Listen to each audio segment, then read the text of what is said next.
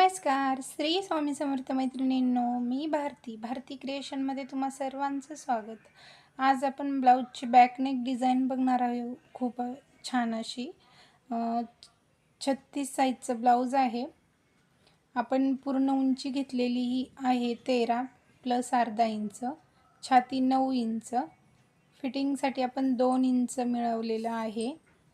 Shoulder पूर्ण 5.25 आणि गळा रुंदी आपली 2.25 इंच आहे. मुंडा 5.5 आणि मुंडा घेर आपण 1.5 इंचावरती दिलेला आहे. या पद्धतीने आहे.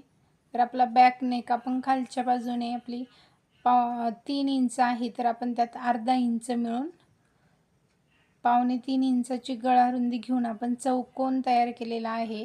आणि या पद्धतीने आपण शेप ड्रॉ करायचा आहे खडूच्या साह्याने. थोडासा काठ शिल्लक राहिलेला होता. नारायणपेठ साडीतला ब्लाऊज आहे. स्लीव्जमधून थोडासा काठ शिल्लक राहिल्यामुळे ही डिझाईन करत आहे. खूप छान डिझाईन तयार झालेली आहे मैत्रिणींनो, नक्की करून बघा. या पद्धतीने अगदी सोपी पद्धत आहे ही माझी पॅचवर्क डिझाईन. जर थोडासा काठ जर शिल्लक राहिलेला असेल डिझाईनसाठी आपल्याला, तर आपण ह्या पद्धतीने यूज करू शकतो. बघा, मी गळ्याचा शेप दिलेला आहे आणि आपण तो कट करून घ्यायचा आहे. ओपन करून बघूयात कसा आलाय. बघा, या पद्धतीने बाहीतून बघा एवढाच काठ आपला शिल्लक राहिलेला होता.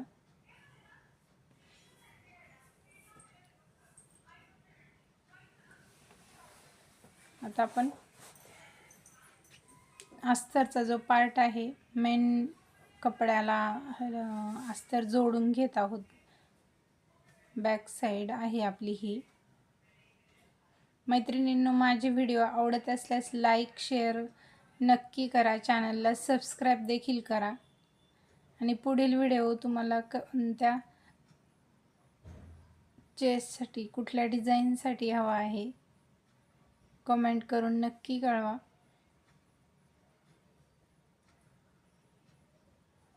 आपण पूर्ण अस्तर जोडून घ्यायचं आहे.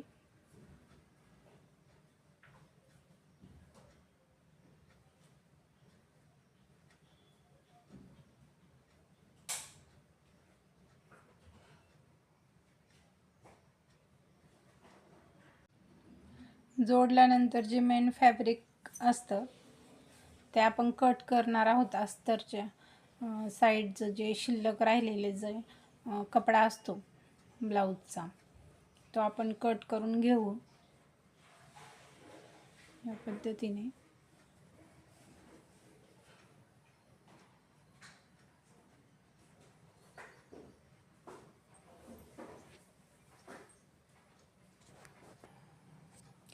आपण संपूर्ण गळ्याला खडूच्या साह्याने ड्रॉ करून घ्यायचा आहे. जो आपण गळ्याचा आकार दिलेला आहे तो या पद्धतीने, आणि त्यावरती आपण 5 नंबरच्या टिपने अशी आकारावरती शिवून घ्यायचं आहे.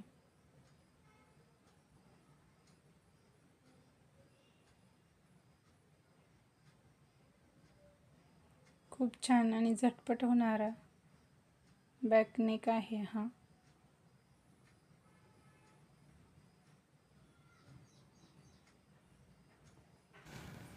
आपला जो काठ शिल्लक राहिलेला होता तो आपण खाली पॅच जिथे आपल्याला तयार करायचा आहे तिथे पिनांच्या साह्याने टच करून घ्यायचा आहे गळ्याला या पद्धतीने. आणि मागच्या बाजूने, उलट्या बाजूने आपण जसा टिप घेऊन घेतली होती, म्हणजे टिप मारली होती, जो आकार आहे त्या आकारावरतीच आपण पुन्हा टिप देऊन घ्यायची आहे.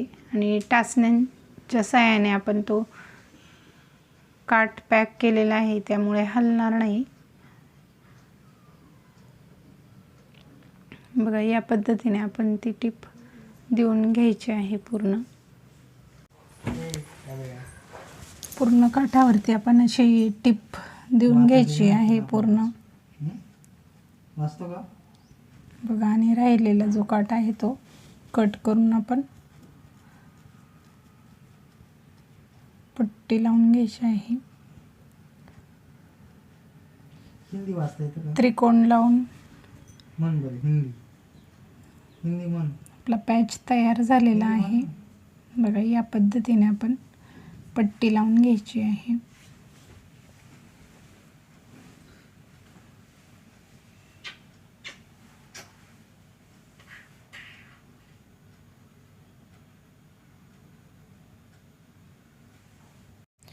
पट्टी लावून झाल्यानंतर कडेने आपण गळ्याच्या साईडनेच लेस लावून घेत आहोत गोल्डन कलरची.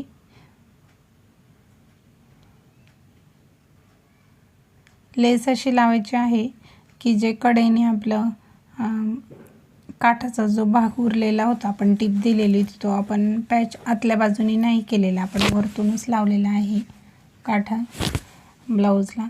त्यामुळे अशी ब्रॉड लेस घ्यायची आहे आणि ती लेस त्या काठावरती शिवायची आहे, जेणेकरून ते काठाचे कुठलेही धागे वगैरे निघून येणार नाही.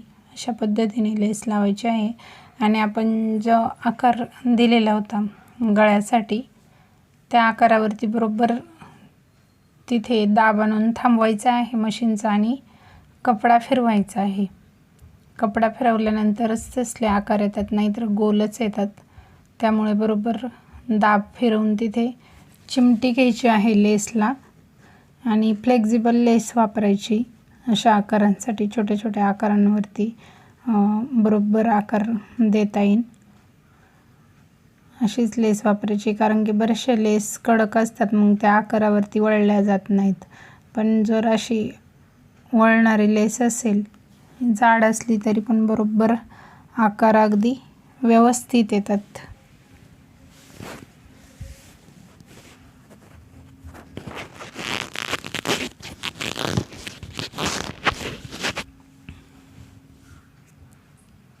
आपण खाली टोकाला पानगळ्यासारखा छोटासा आकार घेतलेला आहे, तिथेही बरोबर आपण मशीनचा दाब थांबवायचा आहे आणि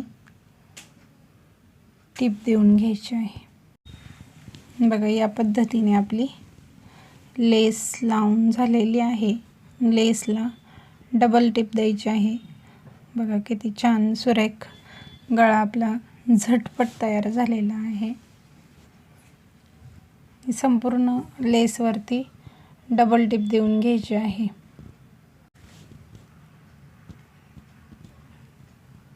या पद्धतीने आपला फायनल लुक तयार झालेला आहे गळ्याचा. आता आपल्याला कमरेला पट्टी लावायची आहे. कमरेच्या साईडनी आपण हा गळा उलटवून घेतलेला नाही डिझाईनचा असल्यामुळे, त्यामुळे आपल्याला कमरेच्या बाजूने पट्टी लावावी लागते. त्यापूर्वी आपण टक्स टाकून घेत आहोत पाठीमागचे.